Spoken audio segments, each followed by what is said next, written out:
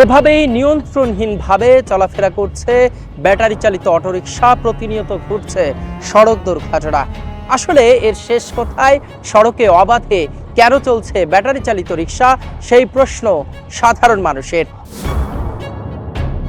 একসময় তিলোত্তম ঢাকার ছিল সমৃদ্ধ অতীত, কিন্তু কালের পরিক্রমায় সেটি বিলীন হয়ে গেছে। এই যাবৎ ঢাকাকে রিকশার শহর হিসেবে দেশ বিদেশে পরিচয় করিয়ে দেওয়া হয়, অথচ এ পরিচয় এখন ঢাকার দুঃখ।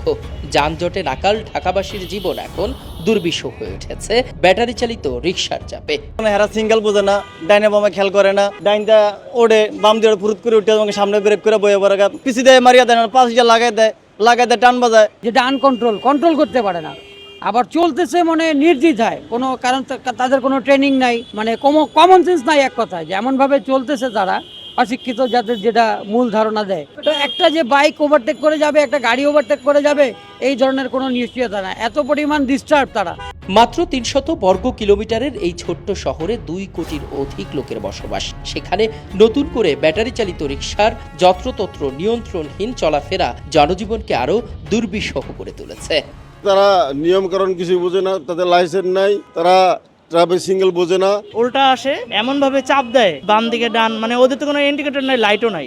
আমার পায়ে একদম অবস্থা খারাপ, এই যে আমি 8 দিন পর বের হয়েছি, পায়ের অবস্থা খারাপ, কিছু বলার নাই। কি করবো এখন, ওনাদের সাথে যুদ্ধ করবো? স্পিড বেশি, অনেক সময় ব্রেক করে কুলাইতে পারে না, এই জন্য দুর্ঘটনা বেশি হয়। সড়কে বের হলেই শুধু সারি সারি অটোরিকশা, অন্যান্য যানগুলো অদৃশ্য হওয়ার উপক্রম হয় এগুলোর ভিড়ে। চালকেরা জানে না সড়কের নিয়মকানুন। এছাড়া ব্যাটারি চালিত রিকশার ব্রেক সিস্টেম একেবারেই নড়বড়ে। 10 থেকে 15 কিলোমিটার গতির উপরে ব্রেক চাপলেই নিয়ন্ত্রণহীন হয়ে পড়ে গাড়ি, ফলে ঘটে মারাত্মক দুর্ঘটনা। তো আপনার আমগোর পেটের জন্য আইছি, ঠিক আছে? আপনার নিয়ম, আপনার যা প্রাইভেট কার বাস থাকলে আপনি যা আমগো যা বাম সাইডে দিয়ে আমগোর যা সবসময় যা চলি, ওভারটেক করে আপনার আর দিয়ে যা সিঙ্গেল দিয়ে ডাইনার দিয়ে যা সিঙ্গেল দিয়ে পরে আমগো যা গাড়ি ঘুরাই। দর্শক, এই মুহূর্তে যে প্যাডেল চালিত অটোরিকশা, অর্থাৎ মূলত এই প্যাডেল চালিত যে রিকশা, সেই রিকশাকেই অটোরিকশা করা হয়েছে ব্যাটারি দ্বারা চালিত। তিনি বলছেন যে জেব্রা ক্রসিংয়ের সাথে তিনি পরিচিত নন। তাহলে যারা অটোরিকশা চালাচ্ছেন বা ব্যাটারি চালিত রিকশা চালাচ্ছেন, তারা আসলে এই নিয়মই জানেন না যে আসলে সড়কে কিভাবে চলতে হয়।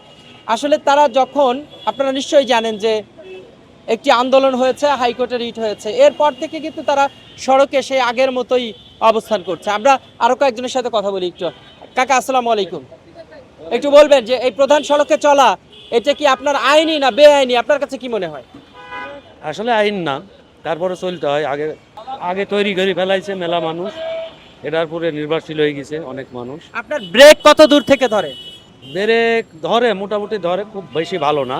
ওরা দেখা গেছে বাইসেস, দেখা গেছে বাস ওভারটেক করার লিগা। এই যে ভাই কি বলছেন ভাই, 40-এর উপরে চালায় নাকি? ক্ষতি হয় ভাই, 40 চালালে তোমাকে তো গাড়ি কন্ট্রোল লাগা যায় না, 40 চালালে গাড়ি একটু গুরুত্ব হয়ে যায়। সম্প্রতি ব্যাটারি চালিত অটোরিকশা বন্ধে তোড়জোড় হয়েছে জোরালো। রাস্তা থেকে দেশের সর্বোচ্চ আদালত পর্যন্ত গড়িয়েছে জল। কিন্তু আশানুরূপ কি হলো? বরং দেশের সর্বোচ্চ আদালতের দেওয়া ব্যাটারি চালিত রিকশা বন্ধে রায়কে বৃদ্ধাঙ্গুলি দেখিয়ে চালকরা করলেন বিক্ষোভ। পরিস্থিতি বেগতিক হওয়ায় সরকার সাময়িকভাবে সেটি স্থগিত করেন। আবারও অনিশ্চয়তা ও নিরাশার ঘনঘটা রাজধানীবাসীর চোখে মুখে। ইখলাসুর রহমান, কালের কণ্ঠ।